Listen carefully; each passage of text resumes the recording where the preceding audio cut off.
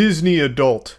If that didn't just jump scare you and send a shiver down your spine, then you've either never heard of a Disney adult, never met one, or you're not human. Because you should be afraid. Very afraid. Now, of course, not all Disney adults are built the same. There's different levels of it. I'm talking about the most extreme level of completely obsessed to the point where it becomes their entire life and identity. Obviously, there's nothing wrong with being a fan of Disney products as an adult. I like a lot of Disney things. But there's a big difference between greaseball, goofball, goblin man Charles and a Disney adult that's willing to uproot their entire life just to be closer to the theme parks in order to go every single day. You may think that this is some kind of crazy exaggeration that doesn't happen, but it does. More often than you think. There are a large number of seemingly totally normal people that for some reason have been completely brainwashed and perpetually spend a large chunk of their paycheck consuming Disney products or just going to Disney properties way more often than any reasonable person should. It's so weird. And Disney knows this, which is why they've now recently announced that they're building their own community, their own neighborhood, basically, for Disney adults to go live together and be part of the Disney family forever. Even just the marketing material give me the heebie-jeebies saying that this is going to be the best chapter of your life, like forever. I don't know, that's eerie sounding. Visiting a Disney neighborhood sounds worse than visiting hell. At least the demons and devils in hell aren't pretending to be something they're not. Because Disney is an evil corporation. I don't care how you spin it, no matter how big of a fan you are of Disney properties. Disney as a corporation is one of the greediest, shadiest, and just downright deplorable companies there is in the world. For a company that's supposed to be all about magic and being the happiest place on earth, the only time Disney seems to be at its happiest is when they're magically face-fucking you with their insatiable gluttony to shake you down for all of your lunch money and keep you perpetually suckling on their teat, consuming only their milk.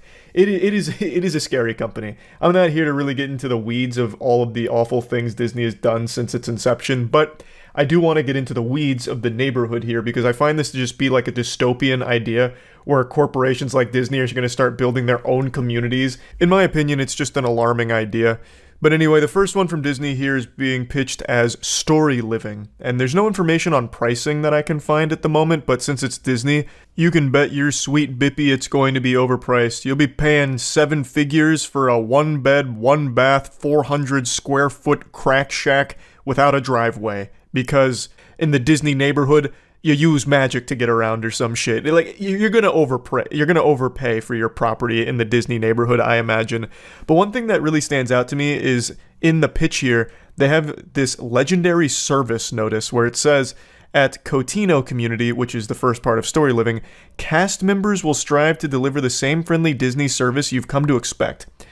This was super odd to me. What do you mean cast members? It's a neighborhood, right? I've lived in neighborhood communities my entire life, and I've never seen NPCs wandering around checking in on me, making sure I'm abiding by rules and regulations, asking me questions. This sounds more like spies. And the whole idea of this neighborhood is actually bigger than I thought it was. It's not just a residential community.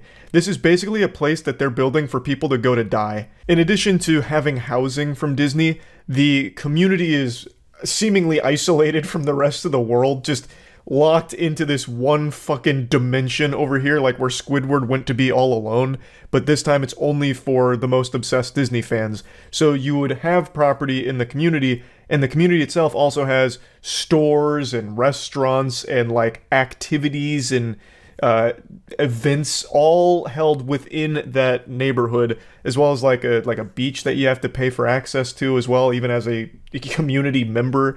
So it really feels like this is where people would go and then not leave. That's the design of it, because why would they? Everything they need is there, and it's all Disney approved, and you love Disney, so why not just go spend your entire life here and make sure you empty out your piggy bank the entire way before you shed the mortal coil?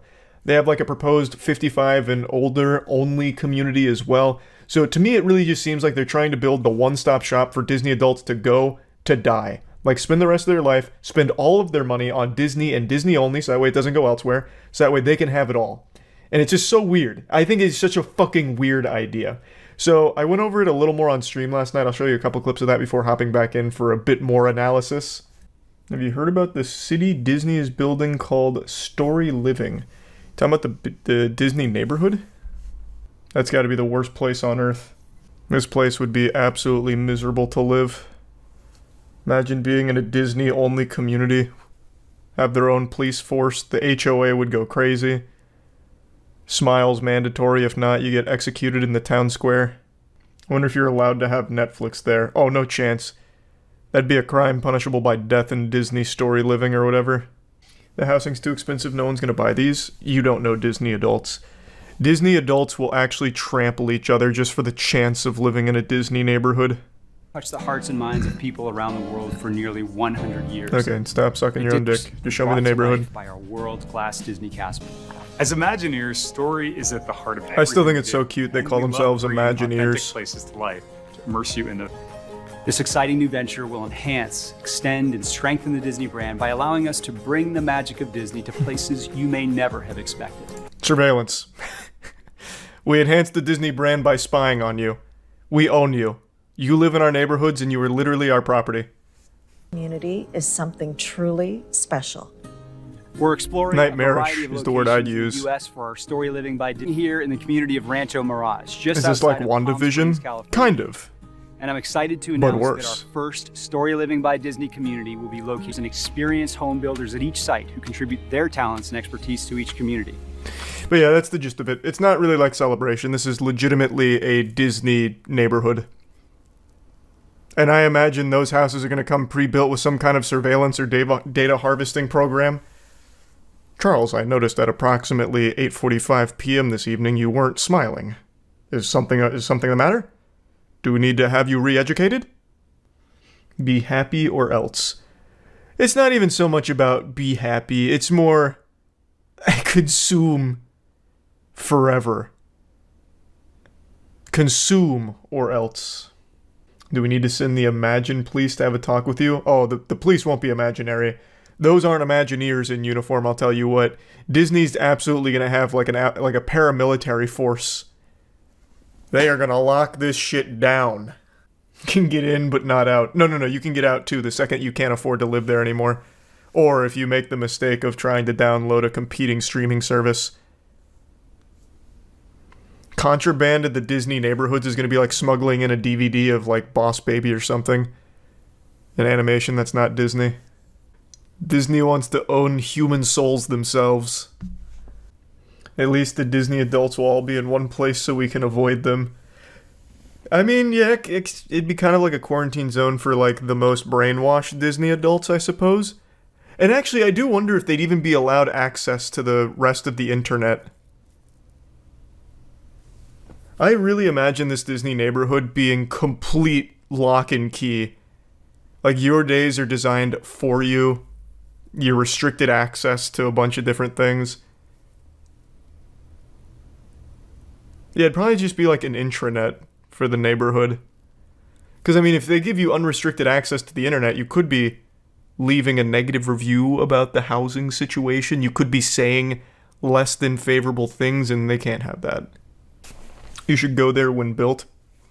Man, fuck that. That'd be going to like a Scientology church. That's scary. Let's go ahead and play around a little bit here, because I don't exactly know how this neighborhood's going to go, but knowing Disney, I think this could end up being like one of the most outrageously strict places on the planet. I really feel there's a non-zero chance that they will outright forbid anything that's not Disney or Disney adjacent. Like, they won't have direct competition. I wouldn't be surprised if you can't even Amazon Prime packages into your Disney neighborhood house. Like, they probably would just turn them away at the door or something. You can only order through Disney pre-approved services. I really think that that's not out of the realm of possibility, because it seems like they're going to really own this neighborhood. Everything is going to be Disney related. Like I said, the cast members thing really throws me for a wild loop, because that just seems like actual simulation cult shit to a certain degree, where you will be monitored.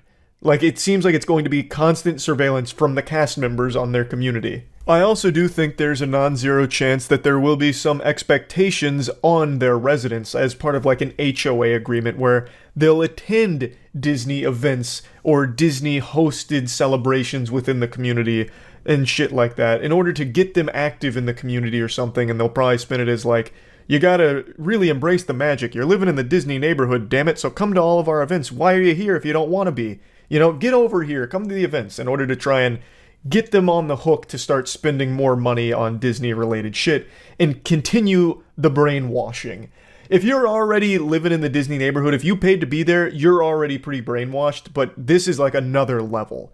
This is a completely different level where you are just completely submerged in Disney and Disney only, cut off from the rest of the world. Also, worth noting real quick, Disney has tried something similar before with a place called Celebration, which is, like, it's pretty similar to what they're pitching here with Story Living by Disney, but it completely failed. Celebration completely failed. It was a disaster for them, and I think they no longer have Celebration as like a Disney thing anymore. I'm not entirely sure, it's all kind of messy, but it was a failure on Disney's part to do this in the past. But they're trying again. They're saying, you know what? What about Second Breakfast? That was so good I want to try it a second time, and they're going with Story Living this time. But they've broadened the scope, and they want to create all of these amenities for the neighborhood. And to me, it all just seems like control. Like, they just want to control all of your spending, then make sure it all goes back into Disney's pockets. This shit is scary.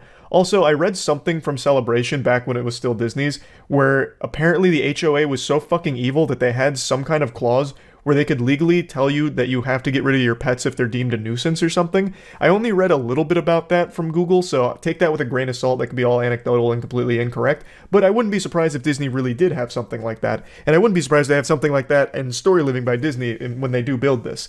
I really do think it'll probably be one of the most awful places to live, truly. Even as like a Disney adult, if you're a huge fan of Disney, I think living there would make you fucking hate Disney too. But yeah, anyway, I just want to talk about this a little bit. That's it. See ya. I just woke up. That's why my hair makes me look like a crazy person, or more like Radagast the Brown, kind of. But even though I may look like a lunatic, I assure you I am of sound mind and body, which is more than I can say for the guy we're about to take a look at today, the Disneyland Streaker. It happened a few days ago, so I'm a little tardy to the party with the video here, but I did talk about it on stream as it was unfolding. But now that all the smoke is settled and his dick is back in his pants, most likely in a prison cell, I figured let's talk about it as well as all the information that's come out, as well as the other videos that have been surfacing from it. For those that don't know, a few days ago, there was a 26-year-old man who got completely nude and streaked around Disneyland, specifically the It's a Small World attraction.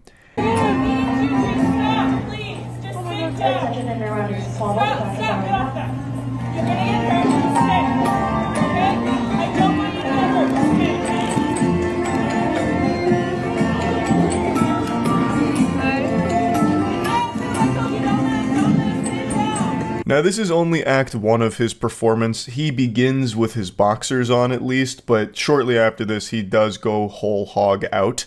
Now this is the It's a Small World attraction.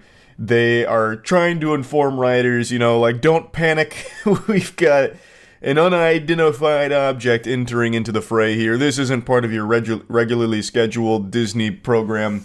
And he is out of it. His soul has left the shell. I think it's pretty clear he's under the influence of something, and I don't think it's alcohol. Most people are pointing to this being some kind of PCP event, which I think it very well could be. Of course, I'm not an expert, but all that's pretty clear is he was really feeling some type of way in the It's a Small World ride.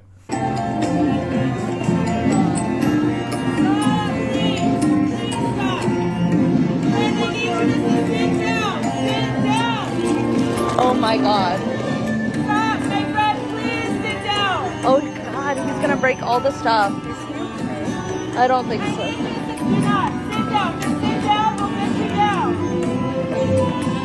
It seems like he's looking for something. Maybe looking for Walt Disney's cryosleep tube. I have no idea. He's gonna maybe try and bring him back from the dead. I couldn't tell you. But he's on an adventure here. He's kind of rampaging through It's a Small World. He's pushing around the animatronics. So people are saying like, oh, he's gonna break everything, which, you know, to his credit, he didn't. I half expected to watch this video and see him, like, ripping the fucking heads off of the things and going crazy with it, like, just start banging on it, like, beating the devil out of it. But he's just kind of wandering around on his own little journey through the cosmos in his mind. And then he starts crawling like Tommy Pickles. They should stop the music.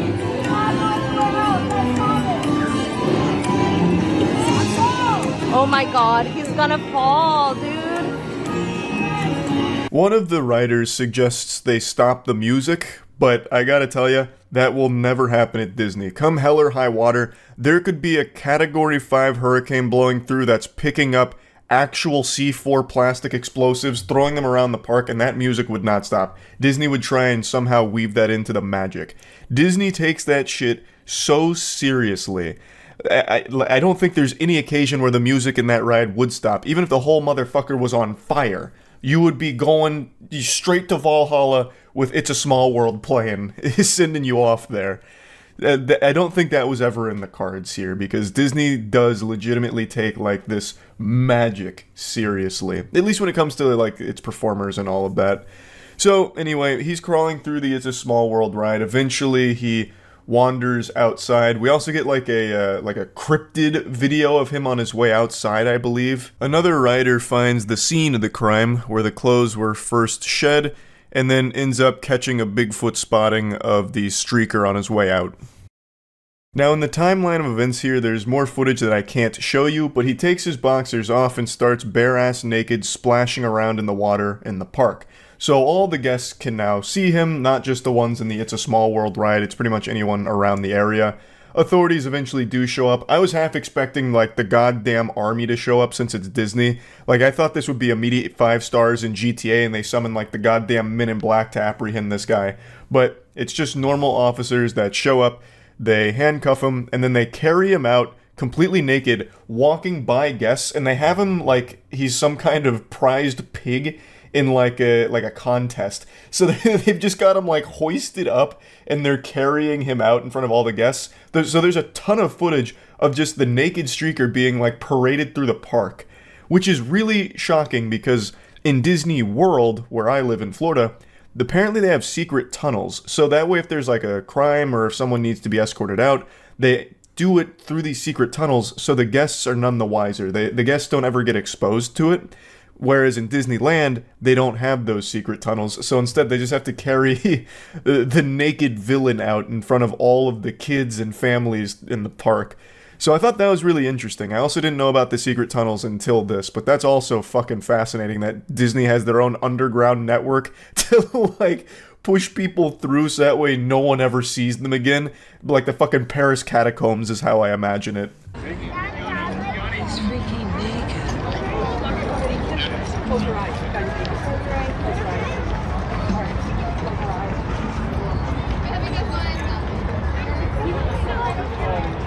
If it's based on Sorry. This is definitely not the fairy tale experience guests were expecting when they visited the park that day. I'm actually shocked that it went on as long as it did, to go from inside the ride in the boxers to then outside the ride completely naked. I thought Disney would start, like, arresting you and getting you out of the park if you even thought about doing something that goes against their rules. But this guy was around for quite a little while, it seems. There's more photos and videos of him than any of the Disney cast members and mascots that people take pictures with. So that's a pretty infamous photo now.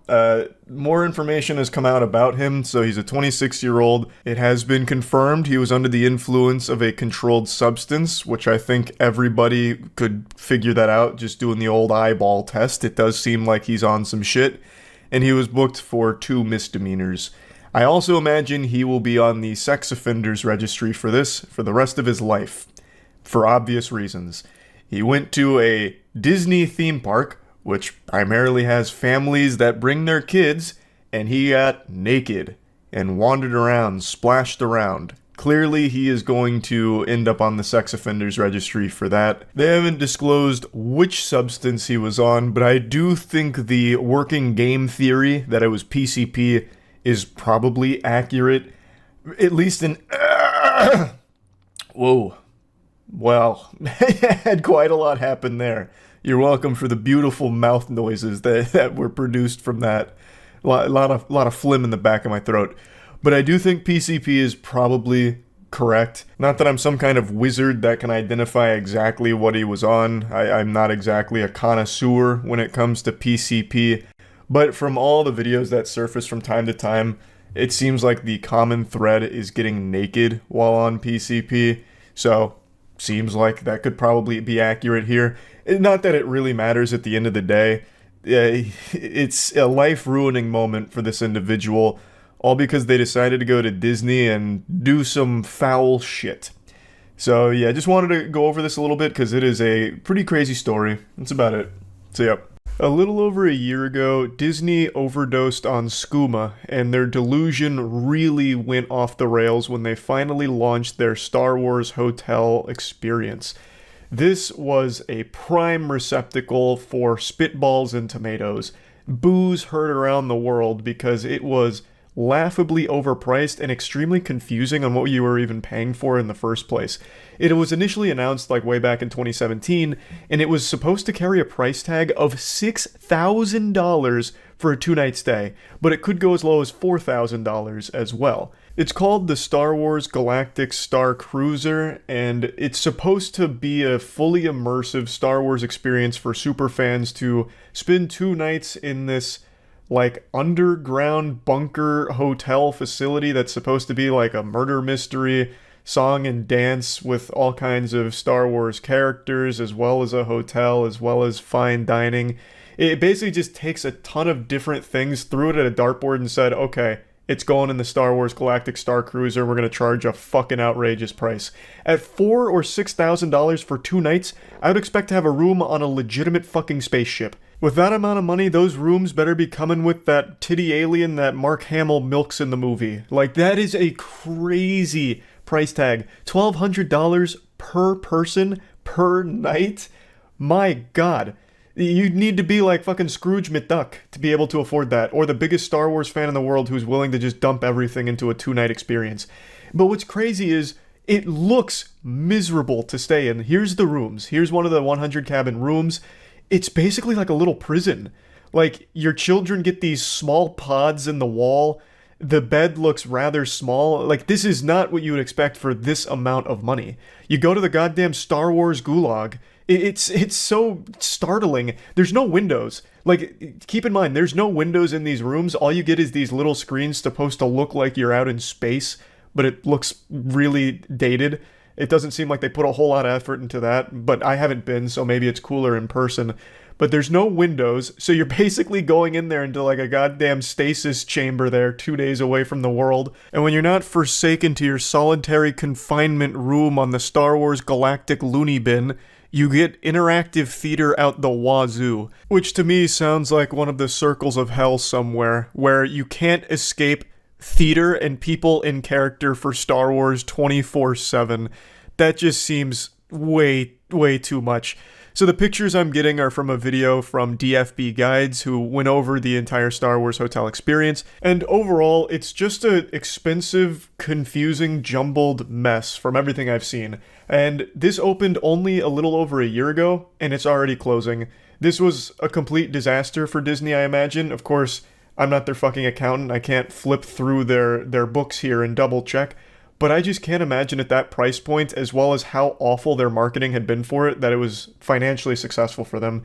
They're writing it off as like a business decision that they've decided to close it so shortly after launch, but that doesn't make any sense. That just sounds like a bad business decision if it was doing well. It's 100 cabins, clearly a very expensive endeavor, and they're already giving up after a year. When this shit launched, it had terrible publicity. Like, they made these marketing pitches that gave people no insight into what they were paying for. So people already started kind of wiping their ass with the whole idea of even staying there or considering it. It turned everyone off immediately, and it's never recovered. Now, it's worth mentioning, among the people that have paid a visit to this facility, the majority of them are saying that they enjoyed it and that it was worth the cost. I don't know if that's genuine or if it's some level of brainwashing where they paid so much money that they convinced themselves that they had to enjoy it, thus they did. But people did seem to like it when they paid all that money for it, and that makes sense because if you're a super fan of Star Wars, there's nothing you're going to dislike about it. You're just perpetually inundated with constant stimulation of Star Wars shit, so I imagine most fans probably would have loved it. I still don't know how you could really like the rooms, though. Even in all the videos I've seen and all the people that visit the rooms, they are super small for how much you're paying. You are not getting like a luxury cabin. It's very much like a summer camp, like band camp fucking cabin here. I'm still a bit baffled by the decision to have the guests stay in these tight windowless quarters. Like, that sounds miserable. Why that? Like, what's the next Star Wars hotel gonna be? Pay $10,000 and we'll freeze you in carbonite like Han Solo? Like, this is not a comfortable, stay, which I think is just ridiculous for how much you're paying to be there. And where you sleep in a hotel, I would argue, is the most important thing about a hotel. Though I guess in this case it's supposed to be more than that. It's supposed to be like a Star Wars experience where you fucking transcend the human race for a brief moment and take a journey into fantasy. But then when you come out from reality, you leave this underground nuclear fallout shelter of the Star Wars Galactic Star Cruiser, you realize you're $6,000 down and about to miss a house payment or something. I still can't get over just how expensive this fucking place is, or was. The final voyage is coming up in September, so it's on its way out, but still. One other thing I want to mention is when these announcement videos were first coming out, these pictures were first surfacing of the experience, one thing that I heavily criticized was the food. It hypes itself up as being like fine dining, pinky out establishment kind of thing. And the food they were showcasing looked like slop. Actual prison slop that they would serve on a tray at like a maximum security ward. It didn't look like high quality food for that price. It'd have names like the Yakbi Shrimp Blue Milk Glorb Stuffer, and what you would see on the plate is like 2 tiddlywinks of pork and a small piece of bread or something. But after going through and watching more of the videos over the last like 4 or 5 months, the food does look fine. So I don't know why they chose the most unflattering promotional pieces for their food in the beginning, but it does seem like the food is a big hit with the people that go there, and from what I see, it looks fine. Albeit it has the cardinal sin that every high dining facility has, where you get portion sizes that wouldn't be enough to fill the belly of a bumblebee. So that's always, in my opinion, a bit of a scam to charge so much and receive so little, but that's just the trend in very expensive restaurants, unfortunately. I always think portion sizes are important, so if you're paying a lot of money, you should be able to fill your full belly. You should walk out of there feeling full, satisfied, and your gluttony, satiated. But anyway, the food does look fine, and that was something that I was very vocal about in the beginning, being lackluster. Some of you may remember I toyed around with the idea of getting the gang together and spending the 2 nights at that hotel, but we really sidelined that idea, fucking flushed that down the toilet, because that is way too expensive. So I don't think we're ever going to do that. That's not worth the amount of money for the sake of like basically a joke or just to experience something awful. Like, none of us are huge Star Wars fans. Like, I like Star Wars, I couldn't stand the new trilogy, but overall I love the Star Wars universe, especially everything with the Old Republic. This has nothing to do with that, so this wouldn't even be in my favorite era of Star Wars. And none of my friends are big Star Wars fanatics either, so it's not like we'd get anything out of this other than like not having fun and trying to make a joke out of it, which is not worth fucking $6,000. So I don't think that's happening. I want to go ahead and clear that up. We're not going even before it closes. It's not worth it. Now, at the funeral for the Star Wars hotel, Disney's trying to put on a strong face, saying that this premium boutique experience gave us the opportunity to try new things on a smaller scale of 100 rooms, and as we prepare for its final voyage, we'll take what we've learned to create future experiences that can reach more of our guests and fans. I'm not on the Disney Superstar Board of Directors or anything, but I'll offer you some free consultation here. Lower the price. No one is paying $1,200 per person per night. That's a crazy ask. You could have saved yourself a huge headache if you just made this more accessible financially for most people. I think that's the way that you reach new guests and more fans, right? Like, it seems like a pretty simple solution to the mathematical equation here. So I think it was just way too expensive. I have no doubt there's a lot of people that probably would have loved to go there and couldn't afford to. So they completely missed out on that entire market. Now, like I said, they are trying to treat it like a learning experience, and I have no doubt they fucking learned a lot from this. They invested a ton into the project, a lot of time and a lot of money, and they're kind of eating shit on it, it seems. So, yeah, that's really about it. See ya. Ever since Disney got the rights to Star Wars, they've been treating that property like a coin block in Super Mario World. They just keep jumping up and hitting it for an infinite money cheat code. They have been pumping out so much Star Wars content that by this point there's more Star Wars media than there is breathable oxygen on our planet. They've recently announced 9 new Star Wars games and 12 new shows and movies, absolutely blasting everyone's ass with as much Star Wars as a colon can fit. Now, I would consider myself a Star Wars fan. I think the new trilogy is insufferable garbage that's borderline unwatchable, but I think anyone with eyes has that same opinion. But I like the extended universe and specifically the Old Republic stuff. So I'm not exactly mad that there's so much Star Wars on the horizon, but I am genuinely upset and really disappointed that they haven't announced a spin-off, like a show or a game, for Star Wars' most beloved character, Glup Shido. I'm sure most of you are familiar with the legend of Glup Shido, especially if you've followed Star Wars for any length of time, but I'll give you a brief lore recap. Glup Shido came into existence back during the Old Republic era and was able to achieve immortality, and he has thus persisted throughout all of Star Wars, mainly as like a puppet master behind the scenes, controlling the narrative from behind. He's neither good nor evil. He's kind of like the Morbius of Star Wars.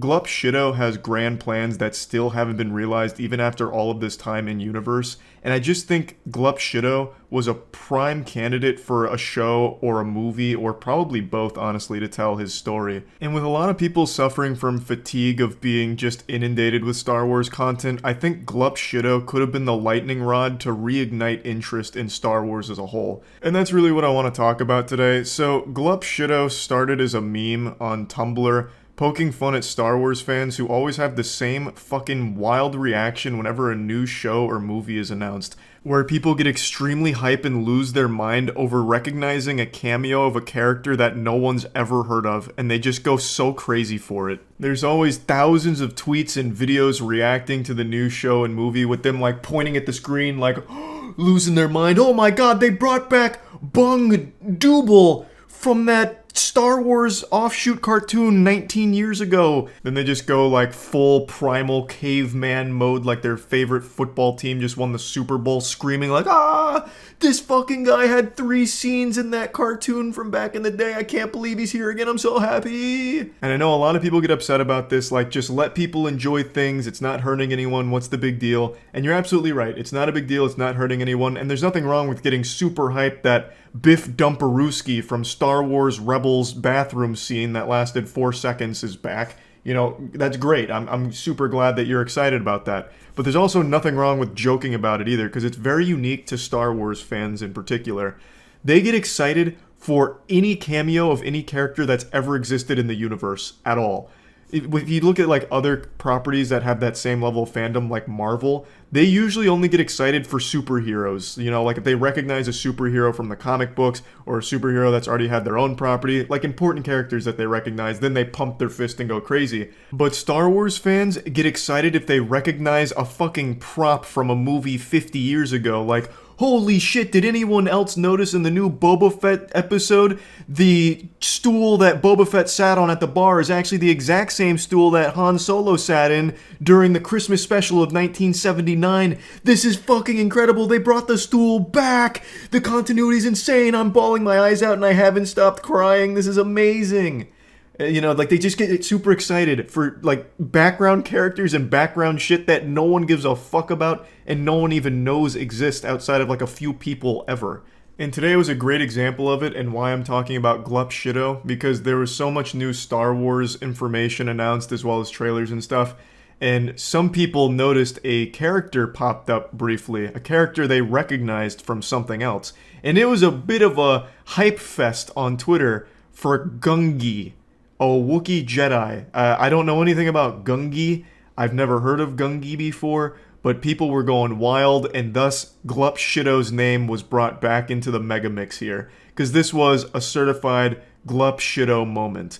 I, of course, looked into Gungi, and it's not exactly a prominent character or anything. It's the very definition of a background character from everything I see here. They appeared in the Clone Wars and only have indirect mentions elsewhere. And people were going wild for it. And if you want another example, on the same day, they also announced Babu Frick will be appearing in Mandalorian Season 3.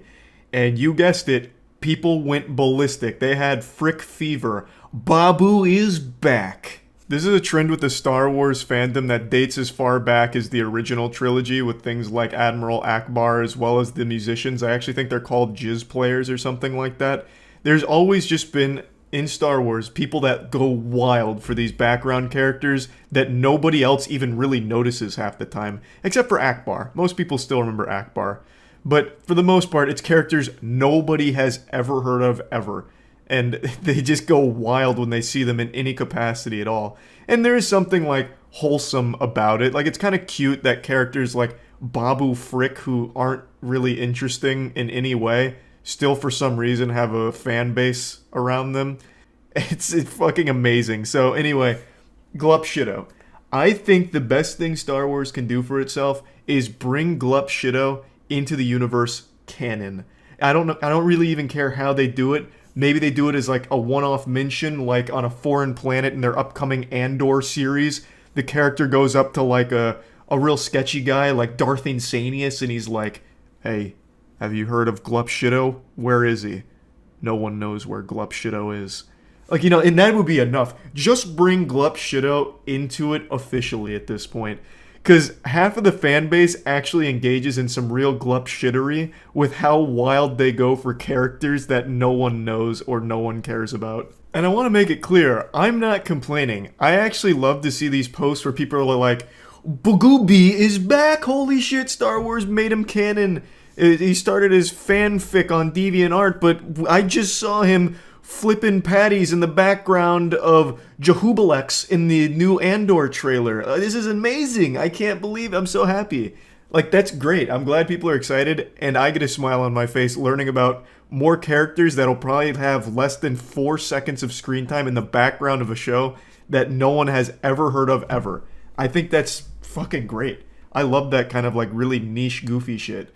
So again, I want to make it clear I'm not complaining. I just wanted to talk about it because I find it so fascinating and so interesting, as well as just overall entertaining. Because I think Glup Shido is such a great name and such a great potential character. They could go full Darth Jar Jar Binks with it and have Glup Shido be the ultimate evil.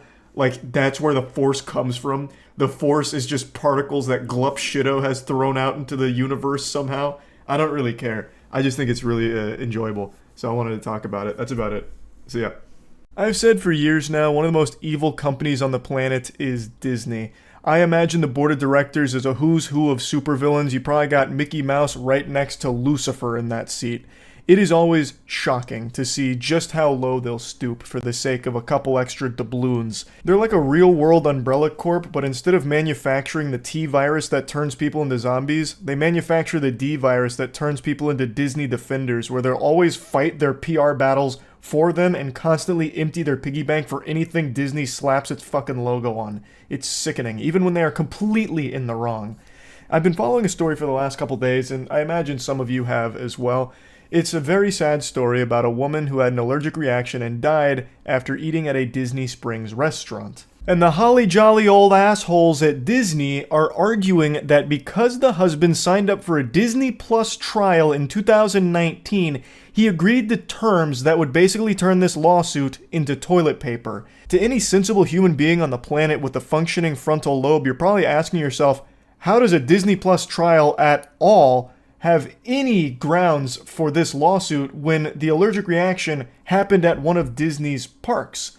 It's not like his wife had an allergic reaction to the dog shit Disney Plus is feeding them. She passed away because of a complete failure from the restaurant. It is entirely their fault. So the couple chose to eat at a restaurant called Raglan Road Irish Pub, and they told the waiter that she had severe allergies to dairy and nuts, and she was unequivocally assured the food would be allergen-free, and they chose this restaurant because it is apparently very accommodating to people with allergies. So when the order arrived, there was no allergen-free flags, so they inquired again if it was allergen-free, and were once again assured that they were safe for her to consume. 45 minutes later, she had an allergic reaction. Even after administering an EpiPen, she had difficulty breathing, collapsed, and later passed away. And the husband is rightfully trying to sue Disney for this because it is a colossal fuck up here. And Disney's just dancing on her grave. They're just spitting on her memory by trying to toss out the wrongful death lawsuit, by trying to say that the husband signed up for a Disney Plus account in 2019, which has language that prevents them from being sued in this manner. It'd have to be through arbitration, meaning it's overseen by a neutral third party and not a judge. And also, he had apparently agreed to similar terms when purchasing a park ticket online in September 2023.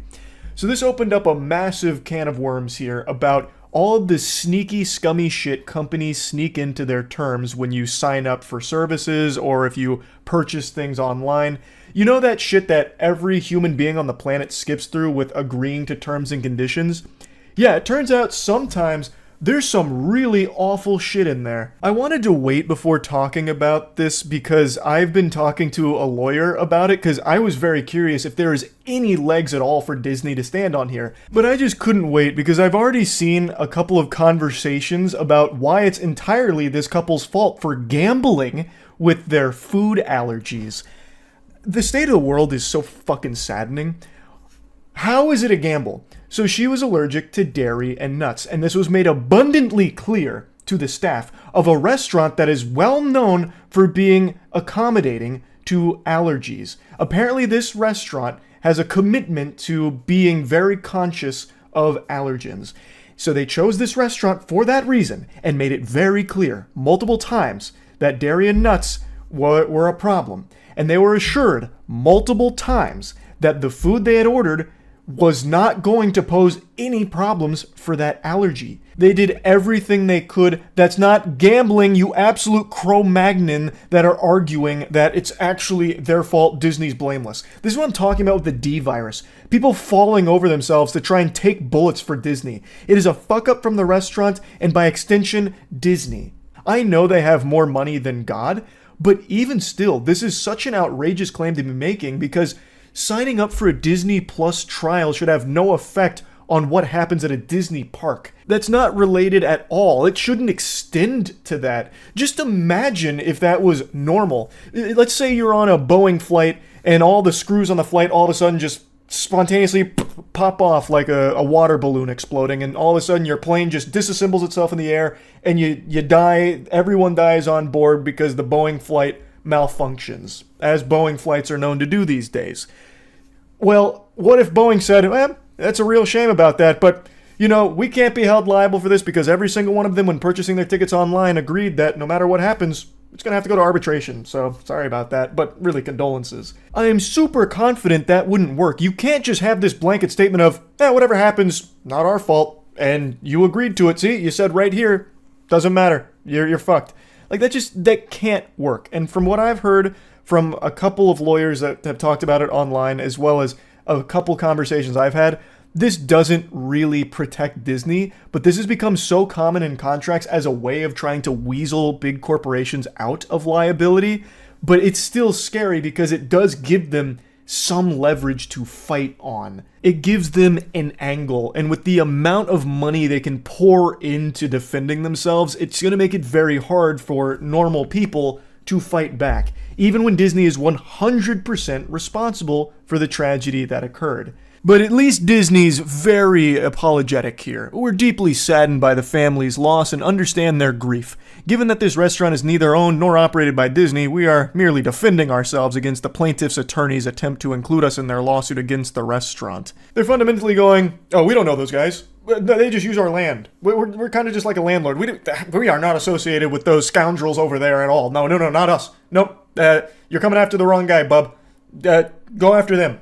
Not our fault. And if you do want to go after us, you can't really because your Disney Plus free trial from 2019. Did you forget about that? Eek, sorry. Now, the lawyer representing the family called it absurd and preposterous, saying that the case is based on the incredible argument that any person who signs up for an account, even free trials that are not extended beyond the trial period, will have forever waived the right to a jury trial, which is pure insanity.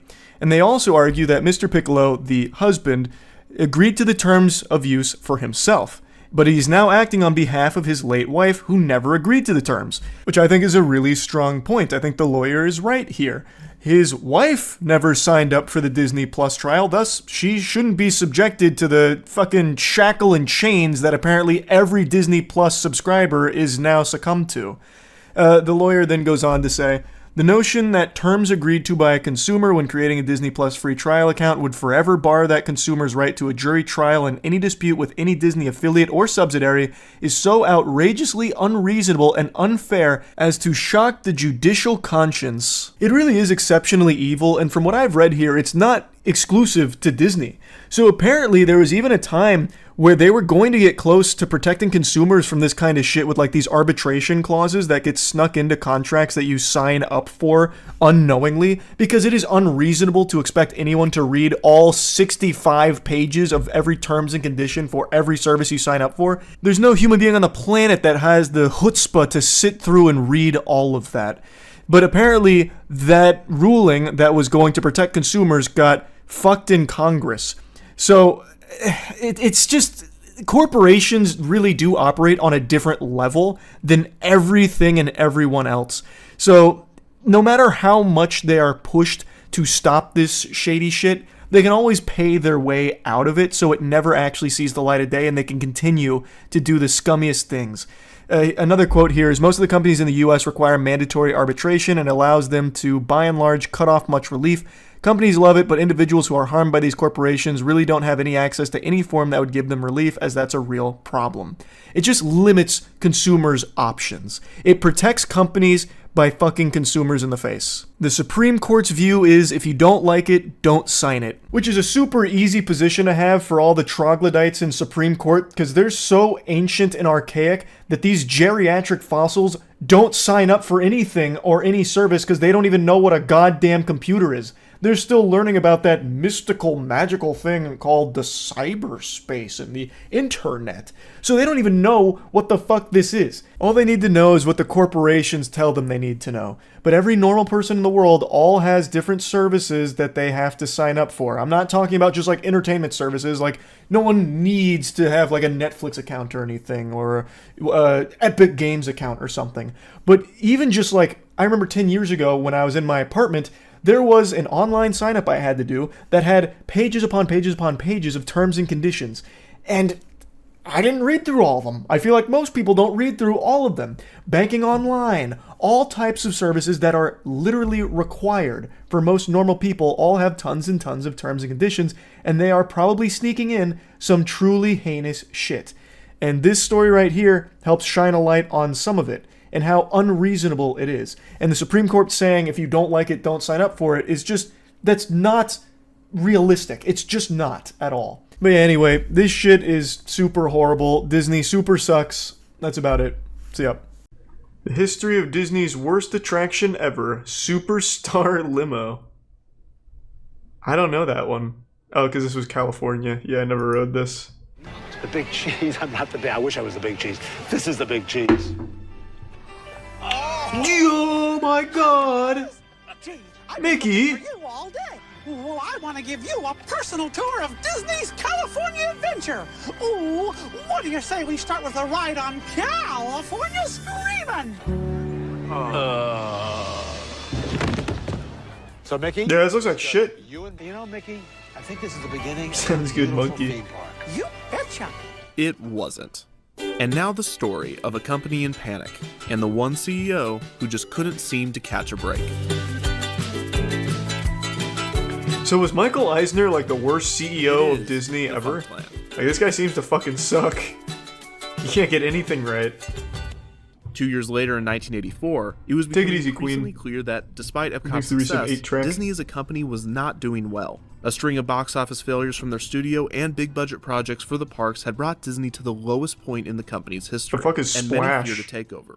In a bold move by the company, then CEO and President Ron Miller, then by the company. Hold on, is this the Yeah, hey, wait, I know Splash. When I was a kid, there's a scene in Splash where the mermaid has her titties out, and you can see side boob. I used to pause that scene occasionally. It wasn't my go-to movie, but I used to watch that occasionally to look at titties when I was a young man. I'll just type it in. Splash titty scene, maybe? Splash titty? Nope. That, oh, wow. I don't know what I was thinking with that. I don't know if I can find the scene, but yeah, it's a classic. If you've seen the movie, you know what I'm talking about. Apart from the Disneyland Hotel, the Rather Corporation also owned the RMS Queen Mary, a retired ocean liner that was permanently docked in Long Beach, California. After Disney acquired the Rather Corporation, Eisner became interested in transforming the Queen Mary and surrounding land into a new resort called Port Disney. Port Disney was to feature hotels, very ambitious. a cruise ship dock, and an all-new ocean-themed amusement park called Disney Sea. Eisner pitted the cities of Anaheim and Long Beach against one another, trying to decide whether to build Disney Sea as Holy the shit. Disneyland resort or build it in Long Beach within Port Imagine Disney. if he actually made that. In January 1990, and Anaheim and Long What Beach both the worked with fuck? Disney That in looks order to bring a new nuts. theme park to their city. However, the citizens of both cities were not. This man was straight building citing the Atlantis. issues of the residential neighborhood. Eisner had a simple technique that he often used when he decided on new projects. What will lose us the known most as money jealousy. quickest? Whenever Eisner saw another Classic company Eisner. doing something successfully, he decided that Disney would do the same thing. Moreover, he would take the idea and do basically the same thing in basically the same place. For instance, after seeing the success of the amusement park zoo hybrid Busch Gardens Tampa in the early 90s, he greenlit Disney's Animal Kingdom. The park was just over an hour from Busch Gardens.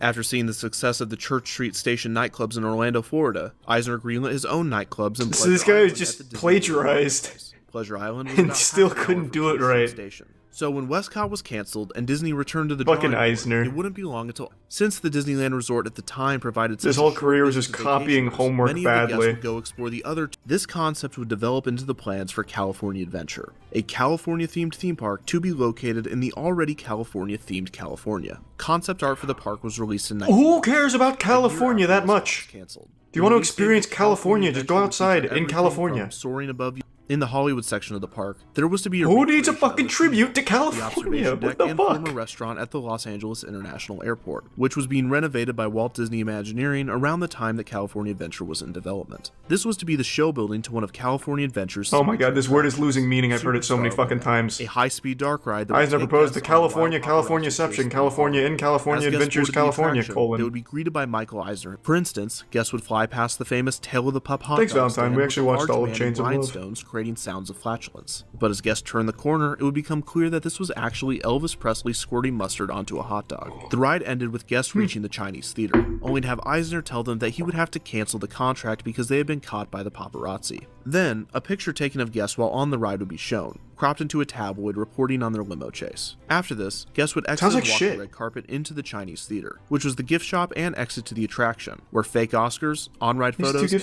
subs, butter. t-shirts would have been Resub sold. Jable. The original concept of Superstar Limo was nothing groundbreaking, but it seemed that it would have been a fun dark ride that would have fit perfectly in the Hollywood section of the park. However, the mid-90s version of the attraction would not be the one that guests experienced when the park opened. And this time, it wasn't Eisner's fault. I can't even believe that. Eisner paid him to say that. In August of This was 1997, Eisner's fault. in Paris, France, Diana, Princess of Wales, was killed in a limo accident. Her driver was shit. supposedly fleeing from paparazzi when he lost control of the wheel. The tragedy captured the attention of the entire world, who grieved the death of the princess and the other passengers. As for Eisner and his team, they now had a big problem. Superstar Limo could no longer be a high-speed paparazzi chase. Because Yeah. It would now seem that it was some Yeah. sort of twisted reference to the tragedy. The Imagineers scrambled. Eisner got briefly fucked on that considering one. Cloning a... Unfortunately, if their job was to please the boss, they had done it a little too well. Eisner, who had been in the entertainment industry for decades, adored the inside jokes and Hollywood gags. Jesus He loved them Christ, so much that he Eisner. greenlit the new, terrible version of the attraction. Imagineering, most likely baffled at what they now had to do, did their best to make the attraction work. This art style was Thanks, you said also puppy used lover. within the ride itself. The only three-dimensional animated figures would be that of celebrities, but due to the lack of Oh, budget, hey! these would have to be That- celebrities who was whose that, Jared likenesses were Fogle? Who the cheap fuck or just stars popped that out the Walt there? Disney Company already had contracts with. Also, these were not animatronics, but barely animated figures with minimal, unconvincing movement. At some point, Who's Eisner that? realized that That's the ride Regis? was going to be bad. The retooled ride opened with California Adventure on February 8th, 2001. So was it as bad as they thought it would be? Yes. Yes, it was. I want to see it. Let's fucking ride it, baby. Get me on there with a GoPro. Let's go. The inside jokes to California and the entertainment industry would begin with a female announcer giving instructions to arriving passengers. Try not to fall asleep on the ride. That's the only rule. No schmoozing. Oh, hey, that was the only rule. Guests Fuck would yeah. encounter Good television guess. screens I'm a and genius. Entertainment news report. After guests winded their way through the queue, they would approach the ground transportation section of the airport and board their limo, a sparkly, purple, cartoonish limo. Hey, it looks pretty cool if you ask me. Cars and tells them to enjoy their premiere. That's a solid whip. Sent on their way into their This is fucking drifting around corners. An announcer tells them to keep their hands, feet, and egos in the limo at all times. Ha! The limo enters a dark tunnel. Hey, don't be mean to the ride. What the fuck? It's not their fault. They didn't want to do it. The next show scene is the Sunset Pretty cool. Strip. Here, guests get to see Tim Allen and Jackie Chan. Tim Allen! And Jackie Chan, yeah! Guests are shown an on-ride photo of themselves before entering the final tunnel, where their agent tells them that they are a superstar. And that was Superstar Limo. And Hookins. I don't know why he called it the worst attraction ever. That shit looked fucking awesome. Here we go. Now this is not a scary fast ride, right? No. This is just like a... You don't get it. You can't just experience it with a video. You have to be in there and feel the hydraulics and the adrenaline of like being in the car as it slowly drives through. It's not the same with just the video. This is a really easy ride to go on. Yeah? Okay. JCC in sync. Woo! Let's fucking get it. Hold your breath now. Whoa! Look at how much fun Drew's having.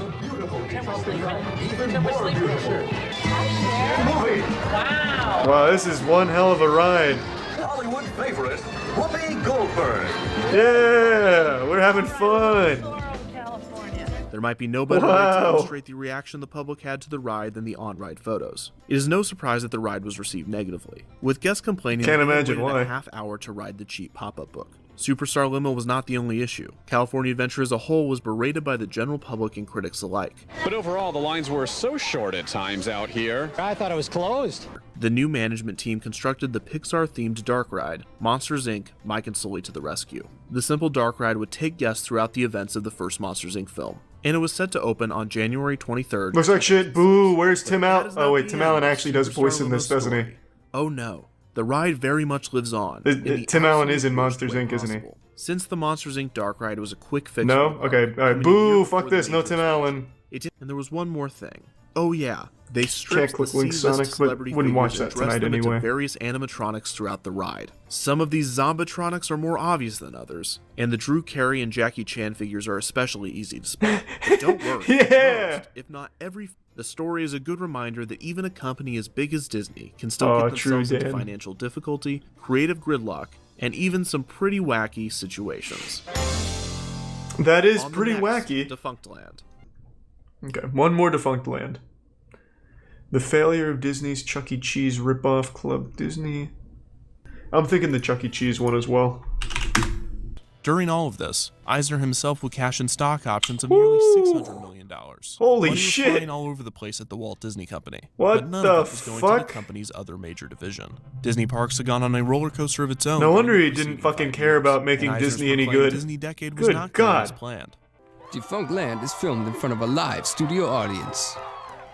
Was that In the Killer Bean? 1990s, the Wild West of They get themed Jeff Lu to entertainment, voice that one? apart from the recent themed restaurant chains, were sprouting up all over the country, with the usual suspects being Rainforest Cafe, the Hard Rock Cafe, and Planet Hollywood. Oh, Planet The most Hollywood was so unexpected of the good. new developments might have been the fuck? rise in Place was indoor great. children's play places. These were a mix of tubes, slides, ball pits, nets, stairs with steps. Stupid following kids the having body, fun on a socks, boring course? Socks with holes in them, Running swing here? I don't think so. Damn, marketing was so different back then. Holy shit. I don't think so. Then where? This is like some TikTok shit. DZ is made just for me. The place where I can really cut loose. What the fuck is DZ? D's nuts or something? Like, what the fuck is this? Think so. I've never heard of DZ. Discovery opened Zone? its first location in Canada, opening 39 more locations until being purchased in 1992 by wealthy Chicago businessman Donald Flynn. In less than 3 years, Donald the chain Flynn, expanded big to man. 340 locations. McDonald's had noticed the competition, and in 1991 had created their own chain of indoor amusement I don't know about centers that, named Num Leaps Nums. and Bounds. It's too nostalgic. McDonald's would not be able to keep up with Discovery Zone, and would sell all 48 Leaps and Bounds locations to the company in 1994. Around this time, Blockbuster Video, who owned about 20% of Discovery Zone, would up its stake to 50.1% and would assume Goliath. control of the company in 1995. And 13 Fun Centers, along with the Discovery Zone name and logo, were purchased by the company's main competitor, a powerful rat Oh, named Charles shit. Entertainment Cheese. That son of a bitch. Wow. That is horrifying. What the fuck?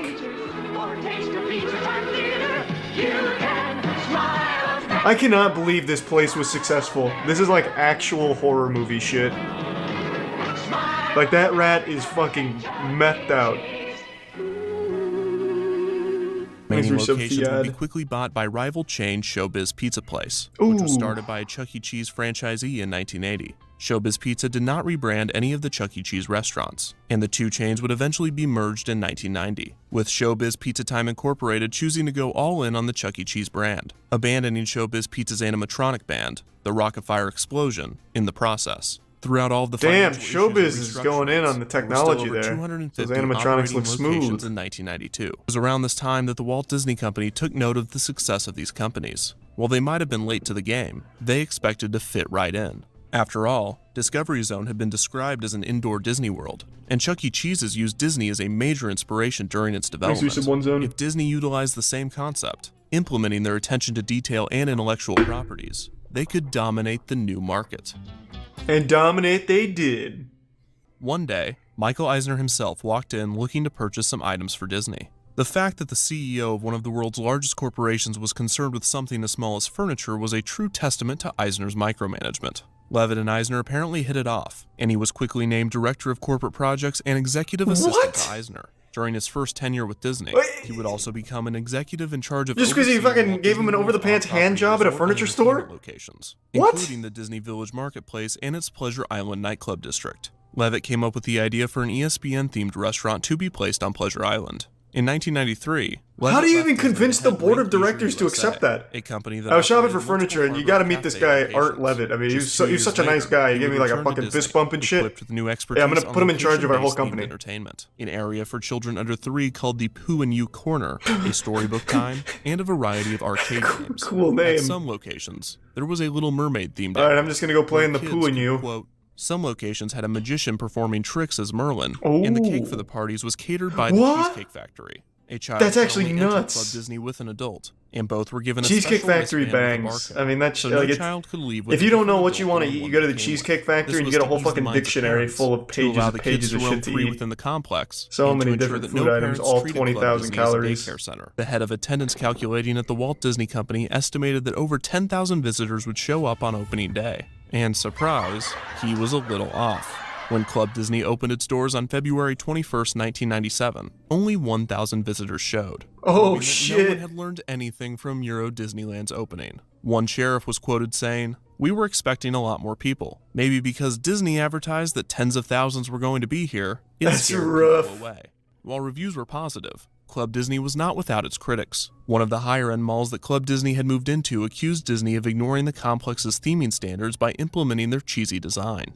Also, parents complained about the price of admission, especially the necessity for a separate adult ticket, as they were not participating in the club's activities and were required to be there. True. Club Disney it's pretty also scummy. proved that Disney was best off not teaching anything ever. The company was cutting costs across the board, and Club Disney became another casualty of the financial issues. The chain was closed on November 1st, 1999, having never expanded past its original 5 locations. Jesus Christ. This was around the same time that Discovery Zone ceased its operations, leading many to believe that indoor play centers were just a fad of the 90s. As Chuck E. Cheese's would prove, there is some longevity to the concept, so long as you innovate or evolve. As for Disney Regional Entertainment, Chuck E. Cheese hasn't fucking evolved. What are you talking about? 3 projects. Another Why is it regional still fucking chain weird? Levitt would create was ESPN0. What a cool place to be. Part arcade, part gift shop, and part broadcast studio. It was such a hit among sports fans that there were apparently points where guests would have to be dragged out for staying an excessive amount of time. The ESPN Zone would also put on the ultimate couch potato competition, a sitting competition that challenged participants to watch TV without falling asleep or getting up, only allowing a bathroom break every 8 hours. One year, the winner watched TV for 3 straight days. What the fuck? Wait, what? ESPN no way someone didn't die from deep vein thrombosis. No way. The brand would grow to a total of 9 locations. I make a lot of predictions. 9 times out of 10, they're wrong. Not proud of that, wish I was better at it, but, you know, I'm no Baba Vanga. because if I was, I'd have every prediction be wrong. So I'll take the occasional victory. And one thing that I predicted and have been proven right about time and time again over the years is that once you reach a certain level of status in any given industry, it is impossible to fail. You only fail upwards. Not exactly a prediction, more so just a hard truth where once you're an elite member of an industry, you can't get knocked down at all. It's impossible. It's like fucking Derek Zoolander, but instead of being unable to turn left, you're unable to go down. You're unable to like look downwards. You can only continue to fail going up the ladder. It's incomprehensible. It is a phenomenon that defies all logic. Why would someone who is bad at their job, a terrible leader that leads companies into financial ruin, just draining them of ham, like constantly just hemorrhaging money, bleeding out, why would that person continue to land new jobs in equal or higher power than their previous one? Anyone else who is bad at their job gets fired. They get let go. But not when you become like a CEO, a COO, or anything to that level. You just go to another company as a COO or a CEO. The perfect textbook example of this is still John Riccitiello. He was the CEO of EA for a little while. He rose to infamy when he pitched this absolute fucking heater of an idea. I'm talking galaxy brain, like 5D chess move, where he pitched the idea of charging gamers for ammo. So if you ran out of ammo in a Battlefield game, there'd be like a pop-up that would say you need to pay $1 for your next magazine. Like, that was his idea. Like, I don't think he was ever fully going to go through with that, but that was the example he gave on how you can constantly be like milking the titty of everyone who buys an EA product. He was too greedy for even EA, so he was let go and then landed a job at Unity. He became CEO of Unity, and I know you remember how disastrous that was, because he nearly drove that company into the fucking ground. He nearly banished it to the Shadow Realm with how horrible his leadership was there. And there's plenty of examples of this. I still think he's the best. But why I'm talking about it today is because Disney just announced that it's looking at candidates for the CEO position since Bob is leaving again. And one of the people they're considering is the EA CEO, Andrew. They're looking at Andrew at EA. What in tarnation? Why on God's green earth would you be putting your peepers on Andrew Goober Wilson for the CEO position of Disney? EA has been one of the most consistently hated companies in the world for over a decade now. If Umbrella Corporation was a real entity, it would probably have a better reputation than EA currently does. It is a company that no one likes, except for shareholders. So Andrew Wilson has done a good job at EA for shareholders and nobody else. And you know what Disney really needs right now? Is a good reputation with anyone that's not a fucking shareholder, because people are getting really tired of what Disney's been shitting out. They have been pooping out slop, and a lot of people are tired of the stink. They're tired of smelling the shit. So Disney, I don't think, is needing an Andrew Wilson, cartoon villain here that's going to... Andrew Wilson, the reason why I said he's good for shareholders is because the EA price under him has raised pretty significantly. But I feel like Disney right now, what they really need is some slam dunks in products and properties that people really start to like again, because they are missing that entirely. Star Wars, for example. Holy Lord, what a fart in the wind. Most people don't care about Star Wars at all anymore. Most people roll their eyes when it comes to Star Wars. Like, look at Outlaws. That was an open world Star Wars game. Of course, it did have Ubisoft on there, so it was already doomed for mediocrity out the gate. But nobody was hyped for Star Wars Outlaws.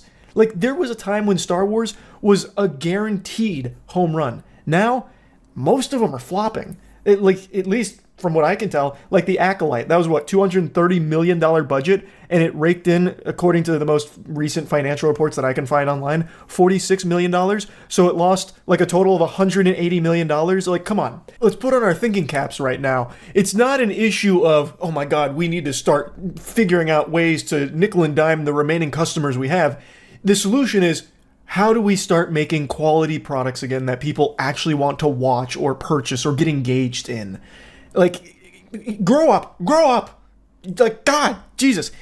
Andrew Wilson is not the solution to that problem. Andrew Wilson is not the one that people are going to be like excited for at the helm of Disney.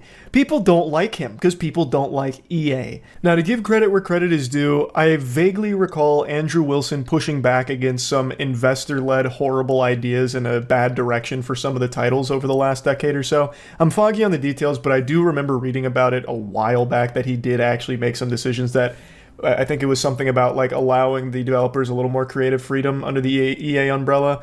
Again, I don't remember all the details, but it's not like he's been nothing but mustache twirling evilness. But first and foremost, Andrew Wilson's priority is not good games. Never has been. It's been figuring out the live service model, because I believe it's 71% of EA revenue comes from live service games. So it's always been trying to figure out the way to maximally monetize every single person who sits down to play an EA game. And there have been some good games that have come out over the years, and even live service games like Apex Legends from them. But overall, and Apex Legends is unfortunately getting run into the ground in recent times, but overall, Andrew Wilson is not a CEO that I think anyone thinks of and looks at as someone who actually cares about delivering quality products. It's about delivering big returns to the investors first and foremost, and that's about it. And I feel like in Disney's current state, they need someone that actually wants to start pushing them forward into good shit again, instead of just the same recycled formulaic garbage that they've been doing for the last, I don't know how many years, but they've just been on autopilot for a little while, going through the motions, and now it seems like, you know, it's getting to that point where something's got to give. Like, they've got to start changing something, and they're looking at someone like Andrew Wilson to maybe be the leadership to do it. I don't think he is. I really don't. And in all fairness, this isn't really an example of someone failing upwards. I mean, he definitely failed in making EA a company that anybody respects. Like, EA is constantly spit on, but he hasn't failed in a financial sense or failed to the same degree as other CEOs like John Rizzitiello. So it's not failing upwards per se in this case, but it is still just weird to me how he'd even be considered for this position. Like, I don't understand why the pool of candidates is so small that you're always seeing the same names over and over again, even if they have a resume of stinkers. Another great example, and sticking on the Disney topic, is they have greenlit a new Star Wars trilogy, and they've already chosen who's going to be the writer and producer. It's someone named Simon Kinberg.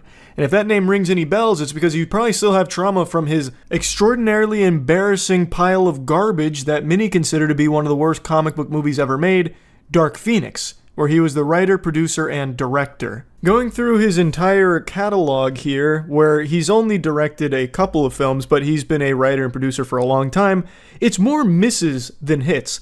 Like, XXX State of Union, I loved it when I was a kid. I don't know if it's aged well. But he also did X-Men 3, The Last Stand, another absolutely despised movie, but then there's something good in there with Jumper. There's the Sherlock Holmes movie, which some people liked, some people didn't.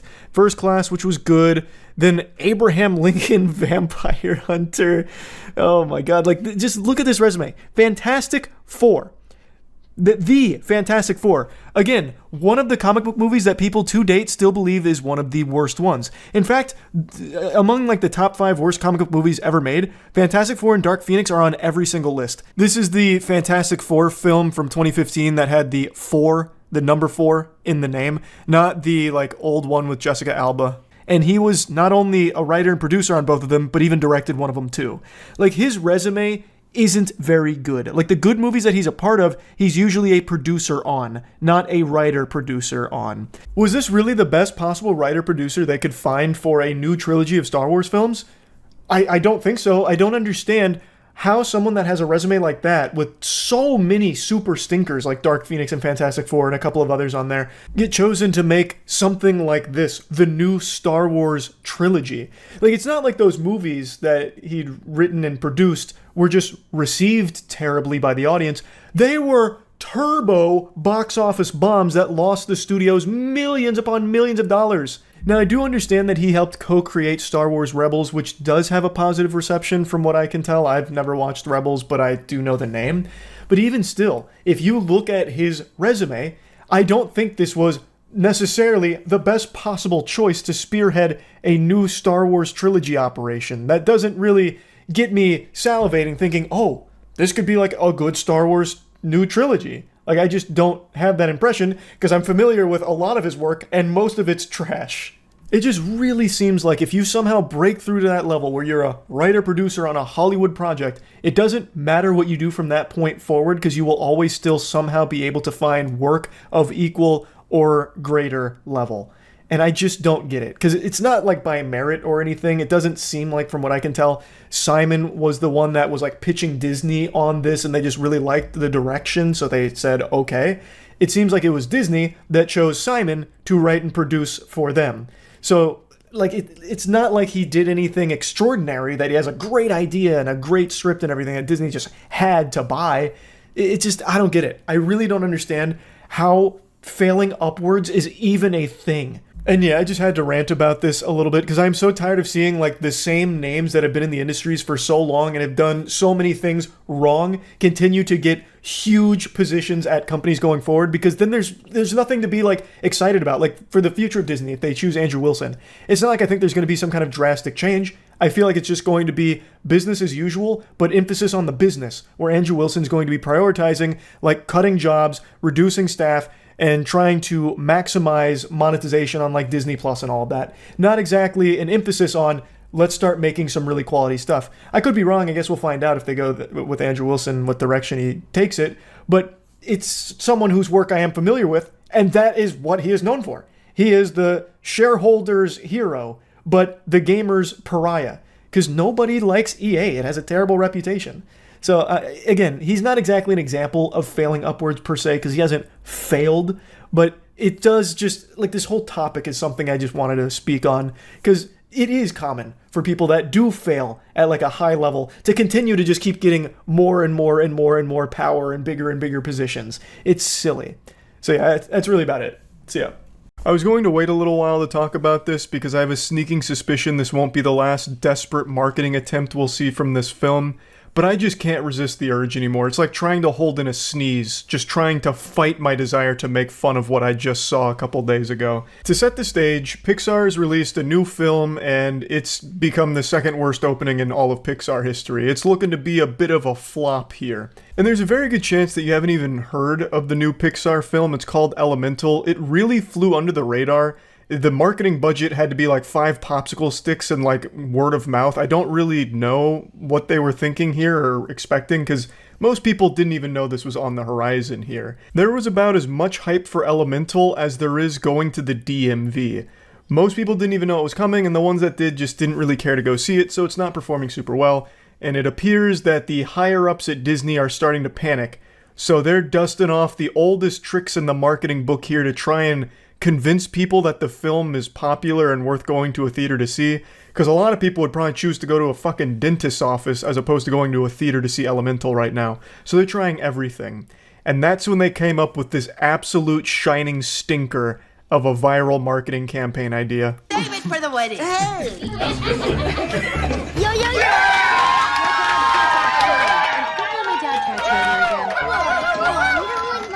Before finishing the clip, I just have to call this out immediately. This is a legitimate post from the official Pixar Elemental Twitter post saying, #Claude's got the whole theater rooting for him. Check him out in Elemental. And this is like supposed to be one of those POV things in a theater where sometimes you'll see a viral video during a big moment in a movie where someone gets their phone out to film the audience reaction, like, you know, here's how the audience responded to Tony Stark coming back from the dead, and the crowd's going crazy like, whoa, yeah, Tony's back, wee! And it's supposed to like capture that moment.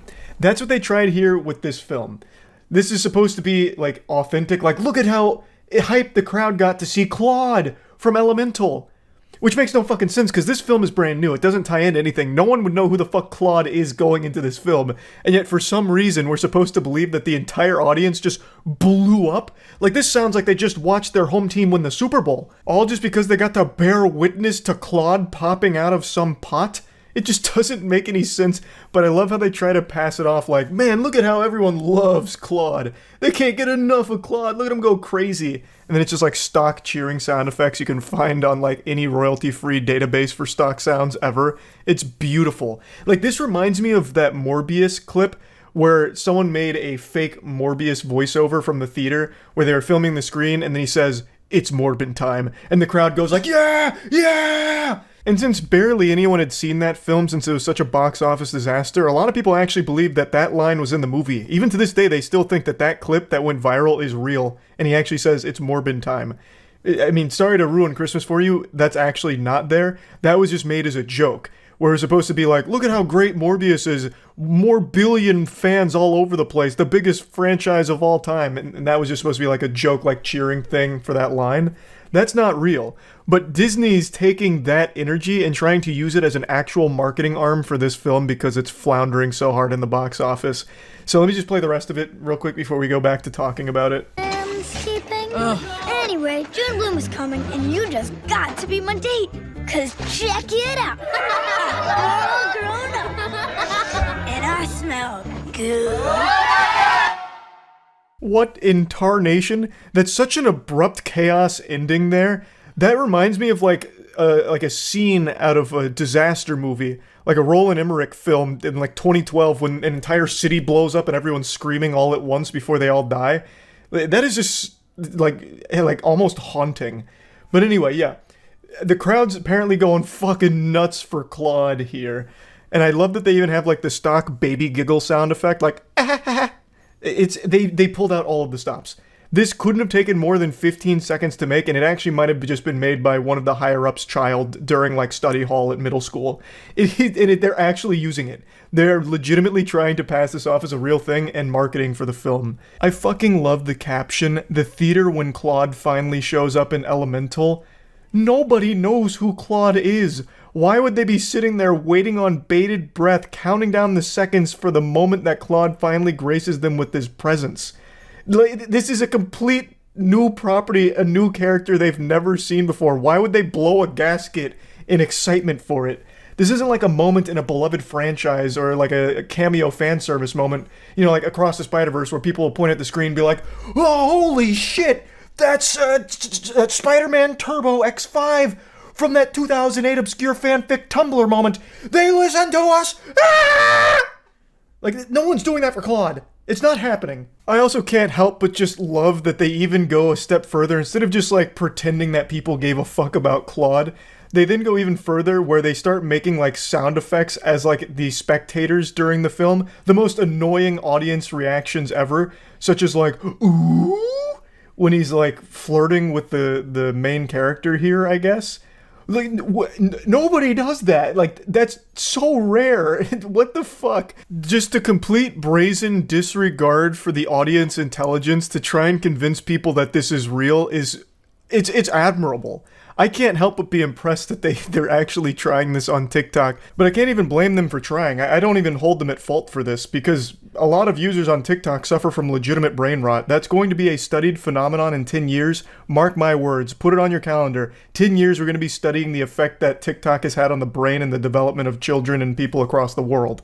One of the biggest goddamn trends on TikTok for a while, a couple years ago, was this, where it was like pretending that your hand just went through your other hand, and it blew so many people's minds. That one thing I just did right there has like 10 billion views across all the people that did it on there.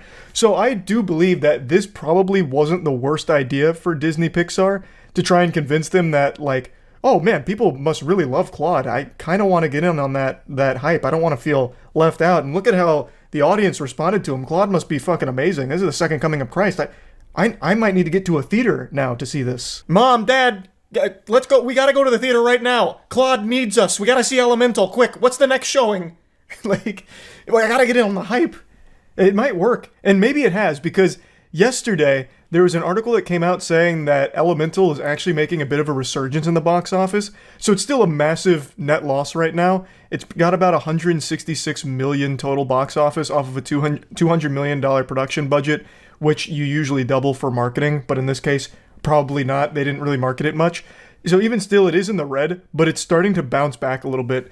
Thanks largely to Claude, I imagine. Claude's doing a lot of heavy lifting for this film, I guess. That just goes to show you the power of Claude. When you bet on Claude, you're guaranteed a win, it seems. Now, I know Mickey Mouse is going to public domain pretty soon. They're going to have to retire Mickey Mouse pretty soon for Disney.